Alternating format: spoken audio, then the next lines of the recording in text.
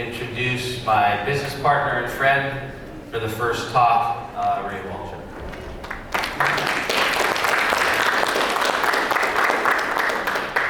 I thought this was a co-talk. What's that? I thought this was a co-talk. It is. Okay. I'll stay up here. I got you, man. So to add a couple things to what Mike said, you can be part of another group or something bigger or whatever. Keep your EMR. You do not have to change EMRs. That was kind of something that was started in the past to kind of control your group. So a lot of things were done to get control for the parent company, but it's really not necessary to change EMRs. You can be part of another group, and if you still want to do your billing internally, you can do that. You don't have to switch to the company that's doing your billing. But the intelligent way is to look at it and see if it's advantageous to change your billing because your revenue is going to be higher or your expense is going to be lower. But there's a lot of misnomers about what you have to do in order to be part of something larger.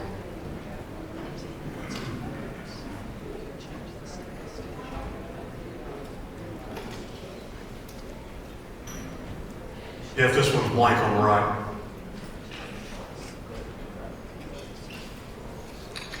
There we go.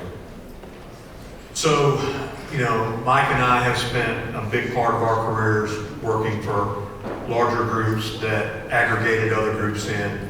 And I think we both learned a lot. We learned a lot about what was good.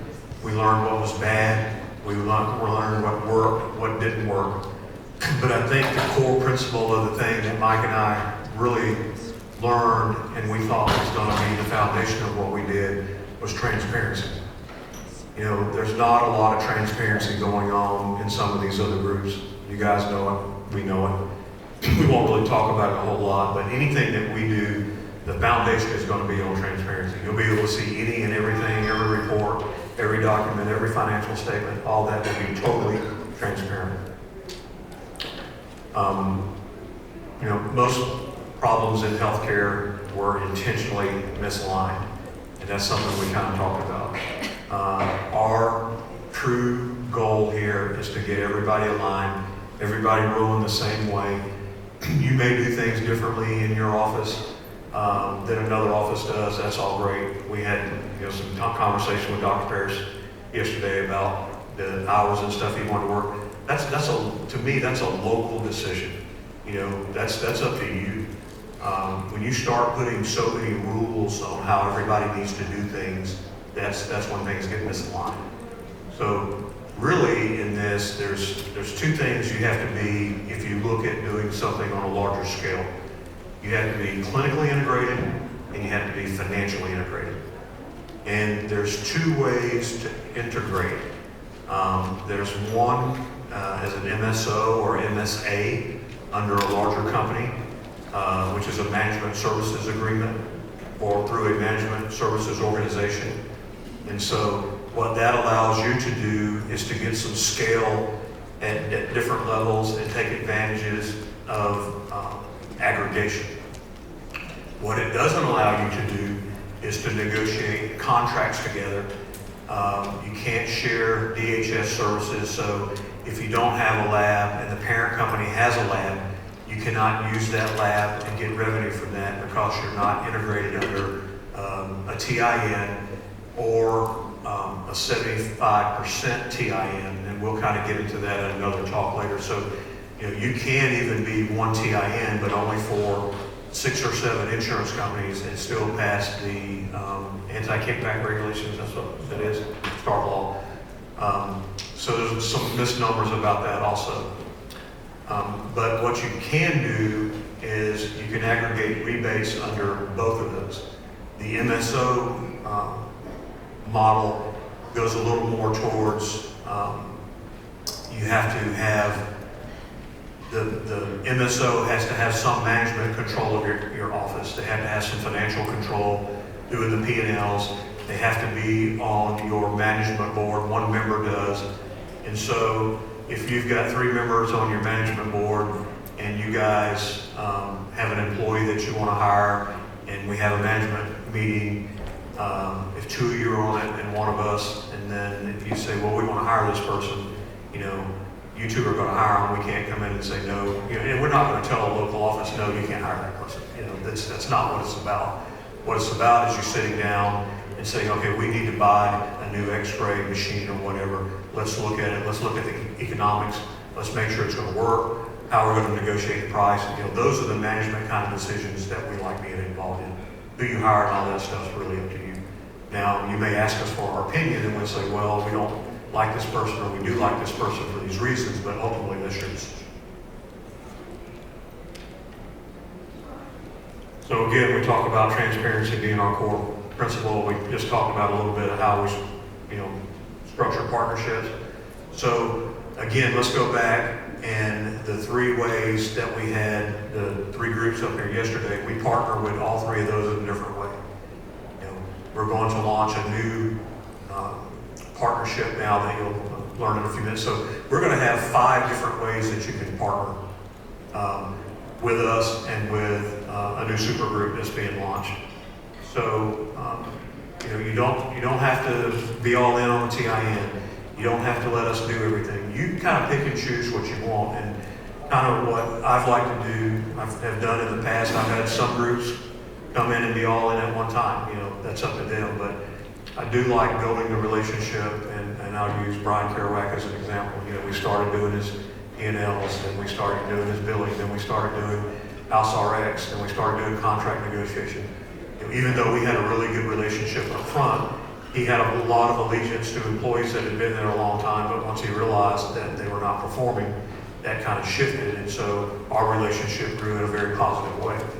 And so, I never want, and one of the reasons we have our clients discuss this, because we want you to hear it from people that this has actually happened with, that puts value in it and some truth in it, where it's not a sales pitch from us.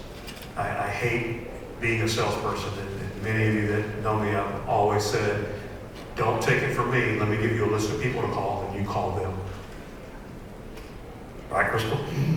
So that's how we do that. Can you talk a little bit about the economics about, so we talked about transparency with working with Dr. Kerouac's practice and all the different things. And this goes with everything that we do. You're going to know how we make money, if we make money, because there's certain things that we just pass through. But can you talk a little bit about that, like how they're paying us for billing and how with everything you're going to know, Sure. And how we're making money and how much we're making, because it's all about transparency, right? Well, this is really interesting. So, Brian, I'm asking this question. Do you have more transparency in your own practice now working with us than you had before? Oh, absolutely. No question. No question. It's so much easier the way Scott and you present the numbers to us. This is so easy. And with Leela, the monthly meetings I've had, just looking at paging of the AR, and sort of the way it's presented. Yeah, so, Makes here's much more sense. Yeah, here's a great example. He was, on his own, and he didn't even have transparency in his own practice. So that's kind of an interesting concept. So what we do, Mike and I are pretty good about building relationships with vendors, with pharma, and we want to go into the market and find things, Theratest, things that bring value to your practices. So what we do is we go in and we kind of say, look, we're going to be your sales team in rheumatology. You don't have to pay salespeople. We're also going to be an aggregator, and instead of you getting one doc here, 2 docs there, 3 docs there, we're going to go in with volume and bring you multiple practices. So, but in order for us to do that, we still want the economics of the group to be at least as good as if you go directly to them, but we really want it to be better because we're aggregating that together. So, like House RX is a prime example. You go to them directly, they give you the price. You go, and it's here. You go through TLR, the price, your income is here, and we get a little small portion of that. So we created an income stream for you that didn't cost you anything, and we get paid so we don't have to charge for those services, and we support those services on that side. So that's one way. Billing is a little different because it's very labor intensive. And I'll be the first to tell you our billers are paid at the top because they are the cream of the crop around the country. But we still do our billing for 3% for all the codes except for the drug codes. We do those for 1%. And again, yes, you can send it overseas and have it done overseas for cheaper, but you know, always in life, and we've all heard this from our parents, you get what you pay for. You know, they say, well, I can go overseas and get it done for 0.5%. That's okay. Well, you want to pay 0.5% on collecting $500,000 or 1% on collecting $1 million. I can do the math pretty easily on that. So another issue that Mike and I had real problems with was when groups got started, the bigger groups, you know, oh, easy in, easy out, you know, if you don't like it, you leave. And I don't think a lot of thought went into really what a succession plan would look like. And so they wanted to give you a 90-day notice, or you get a 90-day notice, and if you are on the TIN and you have to get off, now you've got to go and get all these new contracts, and 90 days is not enough. Then you find out, you get a bill saying, oh, well, you owe $3 million on your drug debt that you've never even seen before, and never even knew you owed that kind of money. So that's more of that transparency thing. But our idea in this model, and with talking with the other physicians that are going to come up here shortly, but you know, if you want to leave something that's not working for you, you give a notice. If it's 6 months, that's fine. So let's say in 6 months you're not ready, you still have 4 contracts that you haven't gotten, you know, that you want to go back on your own. That's fine, you extend it. You keep that relationship bridged until that practice is ready to go back on their own, where there's no disruption in income, cash flow, anything like that. So I've always made it very easy for someone to leave, but I can honestly tell you this, in my 33 years of healthcare, I have never had a client leave. Never. Yeah, I just want to address, because of my experience with my former company, we had an easy out. It was 90 days. And theoretically that makes sense, but the logistics of leaving are very hard, as many of you are finding out now. Getting on your own contracts, getting on your own tax ID, you have to switch EHRs. It's a mess, and it takes a long, long time. So although the contract and the agreement said 90-day out, which seemed easy, the logistics of getting out were very difficult. What we've done at the Leaders Room is all your agreements are direct with the vendors. So when you're doing purchasing, it's direct with Syncora. The rebates go directly to you. Nothing filters through us. So if you leave, there's nothing you have to change. You're not going to get the benefits of the pricing of the rebates anymore because you're not partners, but you can still, you stay on that same agreement. You're still purchasing through Syncora. Same thing with House RX. It's direct with House RX. Same thing with Theratest. It's direct with Theratest. So theoretically, if you leave, you have to change nothing. Maybe the pricing, the rebates and things will change, but nothing changes. Yeah, so to go back with that leaving, you know, you should build any business, whether it's healthcare or you have a McDonald's franchise or whatever, you never want to lose a customer. So if you're providing value and service, your customer's not going to go. They're not leaving. So that should be the principle of your values there. And as long as you're doing that, you're not going anywhere. So it's really never been an issue with me. Years ago, I did relationships on a handshake. We didn't have a contract. You know, if you wanted to go, go. No one ever left. And that's because we provide good service.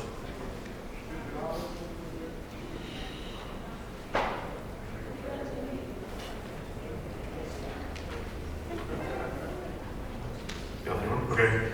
So across the market, rebates are baked into pricing. You know, we talked about this when some GPOs are giving you pricing. It's really a false number, and you need to be very careful with that. When we give you pricing, we are going to give you the WAC cost of the drug. And we've also been into practices where they're buying drugs and they are not on contract with that manufacturer, so they're paying WAC for the drug. They don't even realize that you have to have a contract for that drug. You do not have to have a contract for all drugs, but some drugs that you do. So we're going to show you WAC pricing. we're going to show you your contract price. We're going to show you your discount based off of off the contract price. And that's the most important thing that you can look at when someone gives you pricing. And if they're not giving it to you in that manner, they're trying to hide something. So just an example, and let's just use Remicade. Years ago, they got real aggressive and the discount got up to about 3%. Then people would go to 3.1, 3.2. So some distributors would go out and give you that discount at 3.25 to get your business. Okay? Then they quit showing you the pricing with the discount. Well, next month we knew the drug was going up. So what they did is they took it from 3.25 that they initially, next quarter, they took it from the 3.25 they started you at, and they started going down to 3.2, 3.1. But you kept seeing that the drug was $576. Next quarter, it was $582. You knew it was going up, but no one paid attention to what that discount was. So that was kind of a game that was going on. So you need to have that discount. The distributor is going to give you some prompt pay discounts. They're going to give you, distributors have their own GPOs, and they do a fairly good job of aggregating some of your spend with others for smaller discounts. So you might see additional 1% discount, sometimes a 2% discount. So you need to look at that line. And then you go down and you look at what the bottom line of that drug is. That's what you need to compare. Then outside of that, you start looking at rebates. Right. And your rebates are going to vary based on your volume. Unfortunately, most rheumatology practices don't have the volume, and they are all floating around the small tiers. When you're part of a big group, you automatically go to the top because the volume's already met. So on Actemra, if you're getting 4%, I'm trying to remember, Michael, you might can tell me what the max is now. It's 13 plus the additional 2. Is that right? And so you go from 4% to 15%, like that. Yeah, and one of the reasons that we're addressing this is because what we've seen in the market lately is, first of all, pricing doesn't vary anymore. It used to, the margins were more, pricing used to vary a lot. When I was at BenCare, we used to go into practices and be able to save them $200,000, $300,000 a year in pricing. That doesn't happen anymore. The margins have shrinked, and the pricing just doesn't vary. So what we've seen is some of the way that they list it is realized net value at the end of the line to show as if that's the cost of the drug. What they're doing is they're baking in the top tier rebates across all drugs, whether you qualify for them or not. And then there's something called an IVR that they're kind of peanut butter spreading across the pricing to again lower the pricing even more. So the pricing looks dramatically less, but it's not. It's actually a little bit more. It's an asterisk and it says realized net cost on each price. So just be careful, there's a lot of games going on out there. So when we go to Cencora, and when Mike and I started this, the word got out very quickly. All the distributors that both of us have dealt with for years all reached out. We met with every one of them. We talked pricing, service, everything else. And I'll say this, I don't care if you tell them or not, I vowed many years ago that I would never do business with Cardinal again because it was a disaster. And we were ready to sign the contract with Cencora. I always thought Betsy had the best technology. I always thought they had the best team. Their members have been with them a long time.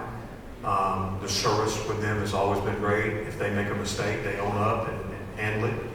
I had good relationships with McKesson for a long time. And at the very last minute, Cardinal came in and gave us some really low pricing. I looked at Mike, I said, Mike, I'm not doing it. He said, let's do it, let's give him, I like this guy. I trust him, I've done business with him before. And so we did it. So 6 months into it, we canceled the contract. The guy's gone, the whole team's gone. It was just a disaster. So Cencora, we reached back out to them, and I told them, I said, you guys, we love you, you do a great job, but your pricing is really not where it needs to be in rheumatology. And they said, we want to partner with you guys, we believe in what you're doing, we'll get the pricing right, and they did. So our relationship with them has been tremendous. I can't say enough good things about them. I trust them. So that's, and we do get paid, and, we're a sales team for them. And so if, salespeople from all these distributors go out and call on you and they get commissions and all that, we get a very, very, very tiny commission off of that, for the work that we put in. So we do get paid from them. But with all the volume, it ends up being a decent amount of money. And so when we go out and do services for you guys, when we're doing contract negotiation, all these other things, we don't charge you for that. These other people are kind of paying some of your bills for you in the way that we do business. So we wanted to be able to pull that burden off the practices and let's get somebody else to pay for it. I just want to address how we get paid in the spirit of transparency. So Syncora pays us an admin fee on the back end that doesn't come from the profit or margin or rebates on the front end that goes to you. So it's like 0.0025% 0.0025 that they pay us on the back end. Again, that doesn't take from the profit or margin. Right. So again, that's when we thought about this. We wanted to take practices and let them make as much money as possible, and us to be able to pay the bills. So, the reality is, where the value is. Unfortunately, fortunately, it's with being bigger. You can't fight the battle alone. You're in areas where you've got a lot of other rheumatologists in the area. You can't fight the pricing of the reimbursement from your payer. You can't negotiate better drug pricing. And I can tell you this, I was the first one to do this, and it was with BMS. At one point, we had gotten large enough where I went to BMS, and I said, I want us to have what's called a differentiated contract, which means I want another rebate on top of the rebates that you're giving everybody because we're able to move market and bring value to you. And I was the only one that received that rebate. It was a whole whopping $10 a vial. If some of you remember when the $10 a vial, well, now that's $35 a vial. It's grown to that. I had differentiated contracts with Reflexis when it hit the market. I'm working on several. I actually had some new people in the biosimilar market that I spoke with yesterday that came up to me and said, hey, I like the way you think about launching biosimilars, and I think we can do something together. So we're going to work with that. But, what we like doing is taking the volume of what we have, putting all that together and going to market. Let's do something that all of us can do well. Fortunately, unfortunately, we don't get a piece of that. We don't want a piece of that. This is us bringing value to you and our client. Right. We do not want to be in any structured way where we are getting a portion of your rebate. That is your rebate that you earn. And a lot of you know you've been giving your rebates to other people. That's not us. We're not going to do that. Right. And it doesn't flow through our GPO purposefully because we don't want there to even be a question as to whether we're retaining a portion of the rebate. So the $35 that he was just referring to goes directly to you. Whereas with other groups, it flows through them, it flows through their GPO. So whether or not you're getting all of it, obviously everyone knows the $35, so that's easy to tell. There are other rebates that you can't tell if it's a percentage or whatever it is, but again, it goes directly to you. Yeah. Well, some people in this room thought it was $15. Then when they found out it was $35, they wondered where the other $20 was going. I shouldn't laugh about that because that's sad. That's not funny. So we talked about the pass-through purchasing. We've talked about HouseRx a lot. Theratest now, and for those of you who do not use Theratest, and I am not clinical at all, but it's an ELISA test panel that was patented by a rheumatologist in Chicago many, many years ago. I think there's about 350 groups or so that use Theratest. We use it in the vast majority of our clinics. You can ask some of the other docs what they think about it and all that. Again, I'm not clinical. I don't have. The service is great.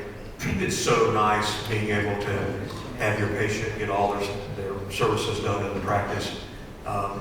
We can always run analytics on that to see if you have enough volume of patients where the lab would pay for itself and you would make money on it. And now Theranos is offering blood work and other chemistries too on top of that, not just the ELISA.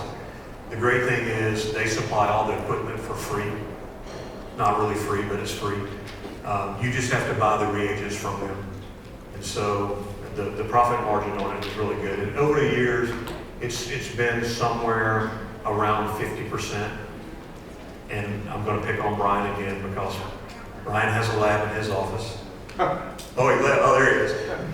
So when I come and they looked at his lab, I said, Brian, you know you're doing about $500,000 a year, but you're losing $7,000. Did you know that?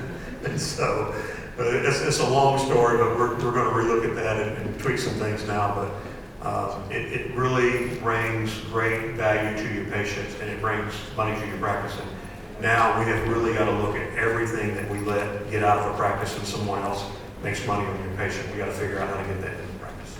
And just a couple things on Theranos. I've listened into Theranos ask doctors, do you have a lab in your office? And most doctors say yes. It's like a lab core request. They're not getting any revenue. They're getting nothing for that. It's convenience for the patient to have a lab core request in the office, but you could be getting that revenue on your own.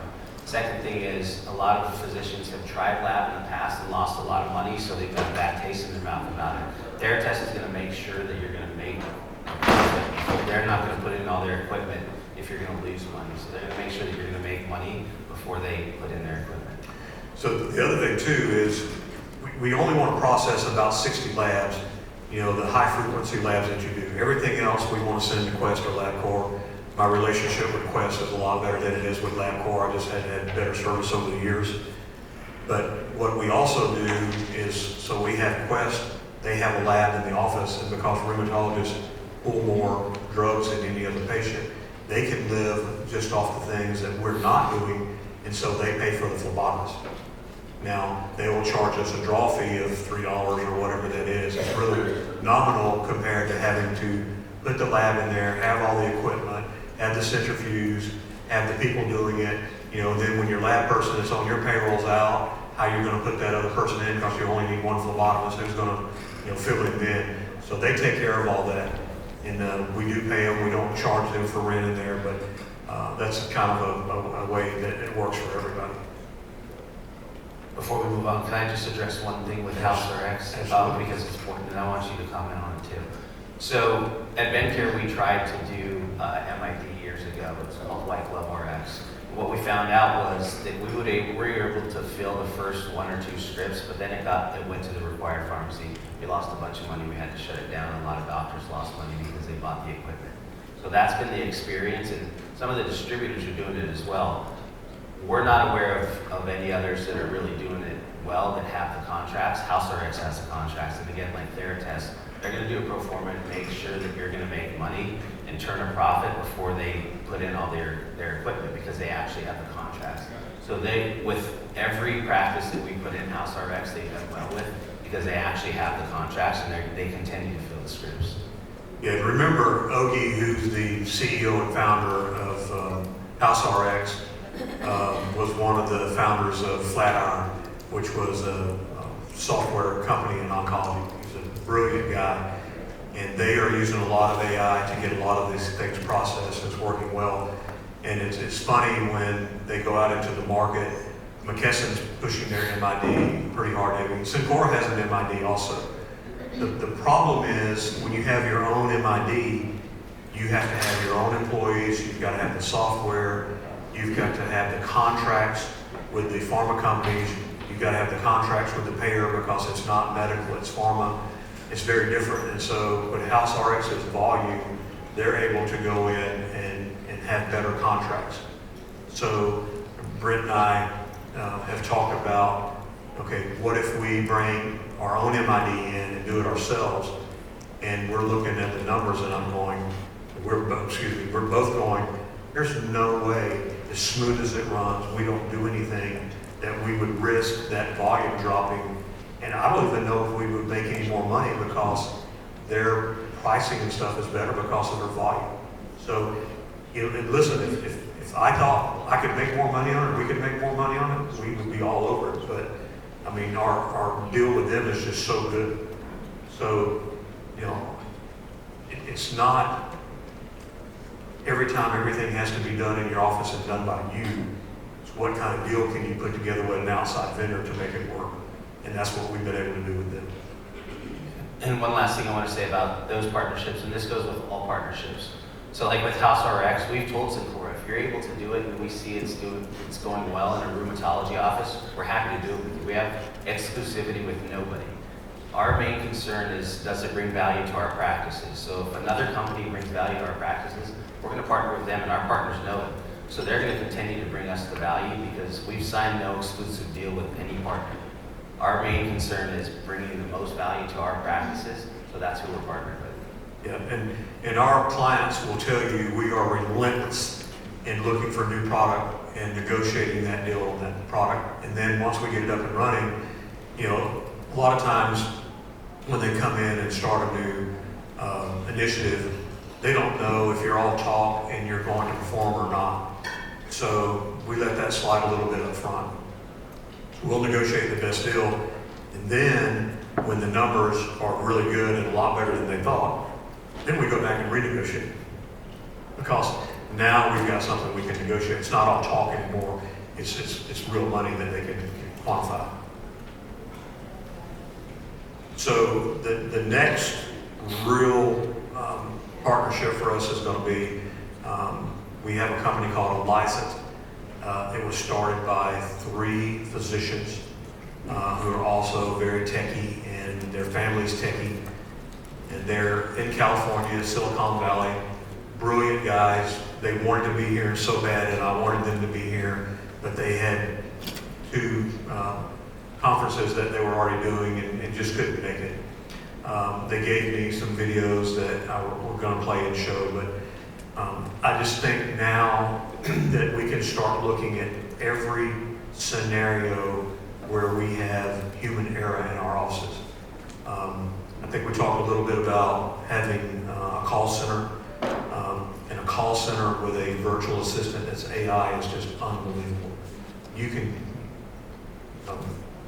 can carry on a conversation with these people, and they talk back to you. It's so sophisticated. They could say, please tell me your name. My name is Jimmy R. Waldrup, date of birth is. How are you doing today, Mr. Waldrup? I'm doing fine. How are you? Oh, I'm having a great day. Thanks for asking. It's not all just kind of canned script. They can actually have that conversation with you. It's unbelievable.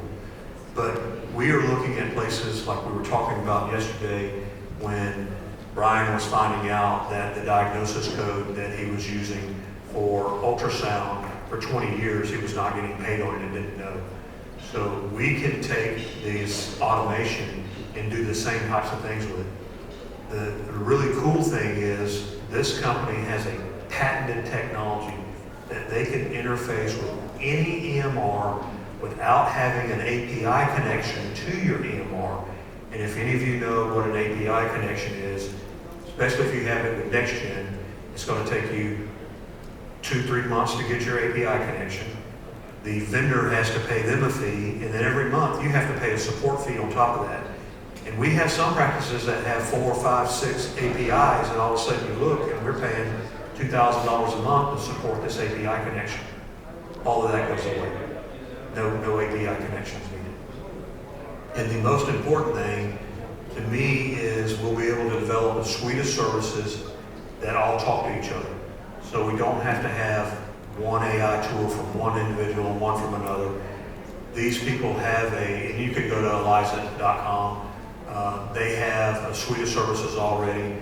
One of the really cool ones that they were telling me about is, they can go in and figure out who in your area has searched for rheumatology, arthritis, whatever, and they can, through the web, reach out to this patient, whether it's an AI, whether it's a text, an email, whatever, to reach out to this person. So it can actually do marketing. We can do marketing campaigns through your referring doctors.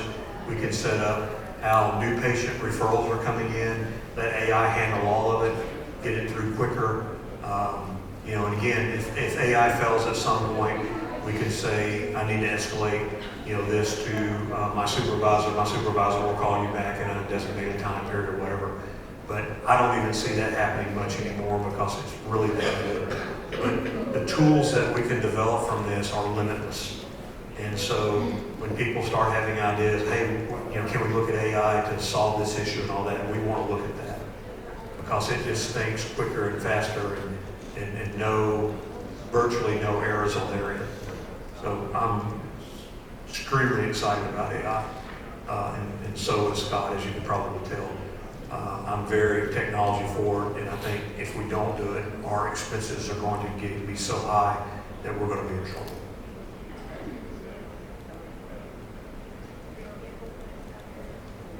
Front office automation we talked about, outbound patient engagement. I think I touched on this a little bit the other day. If you've got a patient, or if you want to see your patients that are on RA, make sure that they've had x-rays of hands and feet once a year or whatever.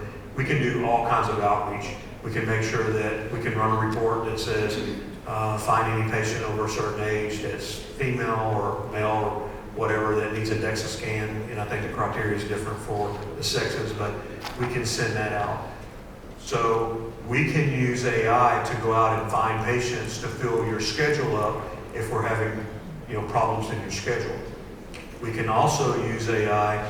So let's say we have a template in there and we give patients, kind of the rule of thumb is you have to, if you're going to cancel your appointment, we need 72 hours notice.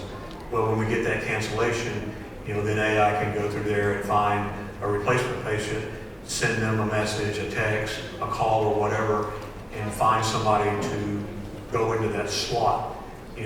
Most of you have long wait lists, not only for return patients, but also for new patients. We can make it smart enough to figure out how to work a new patient in that slot if somebody's not going to show up. So then we can keep those slots full every day. We talked about, or somebody mentioned about double booking to make sure you see that many patients. I'm not necessarily a big fan of that because the day you double book 5 patients, everybody shows up and it's a disaster then. Why are you laughing, Carla? You haven't seen that day before, have you?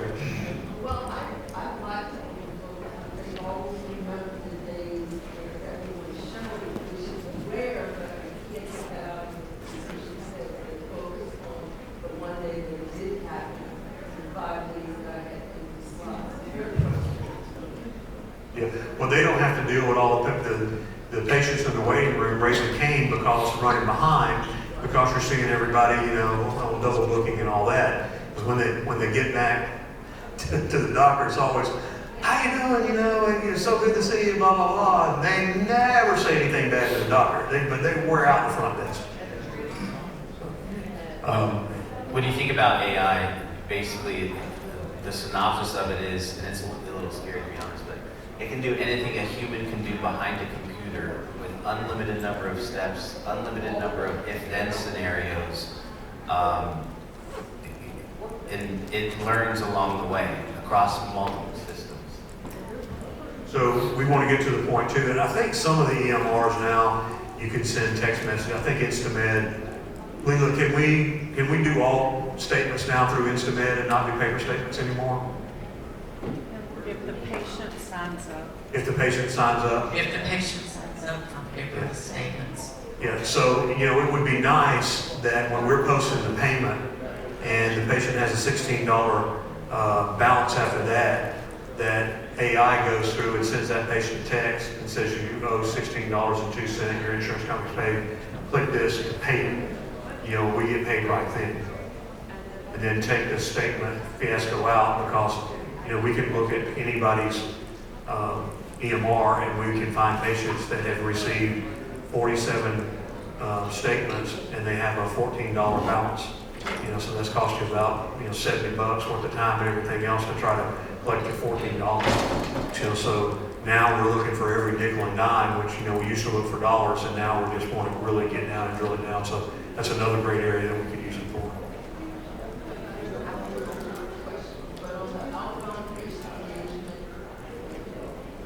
Yeah, I was just saying what else on here.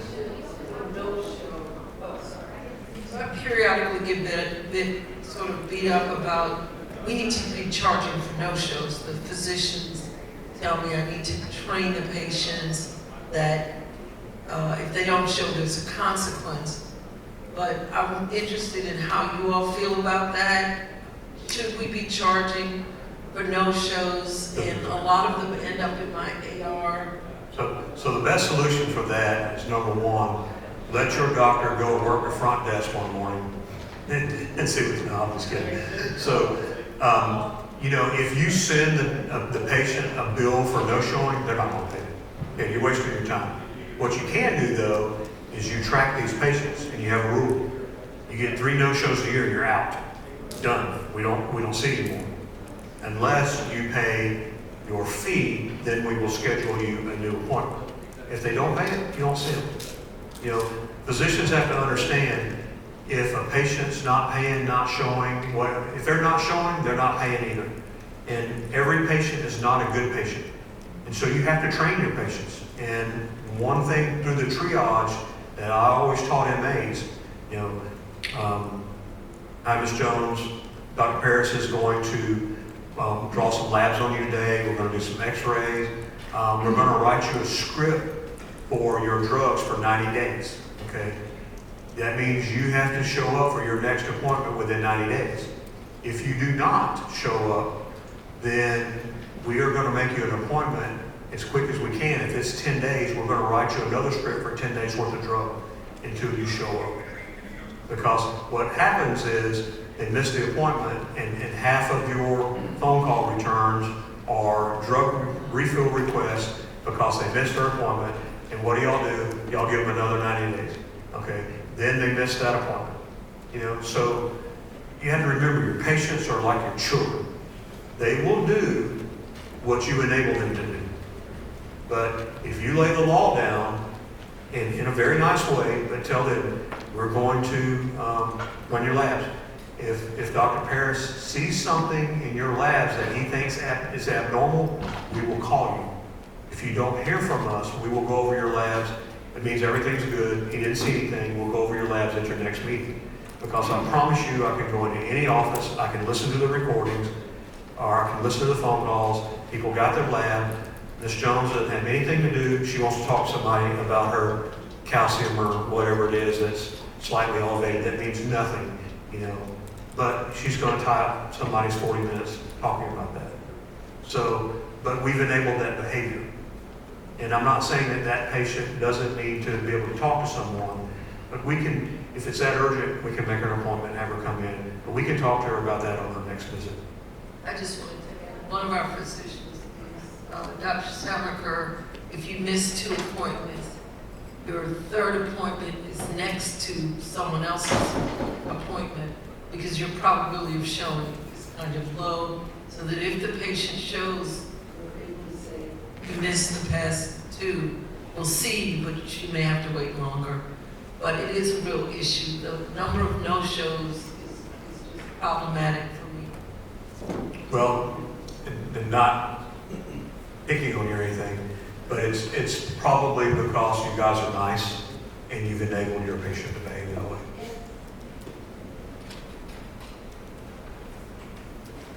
All right, what we got here? Time we talked about that, talked about that, Smith.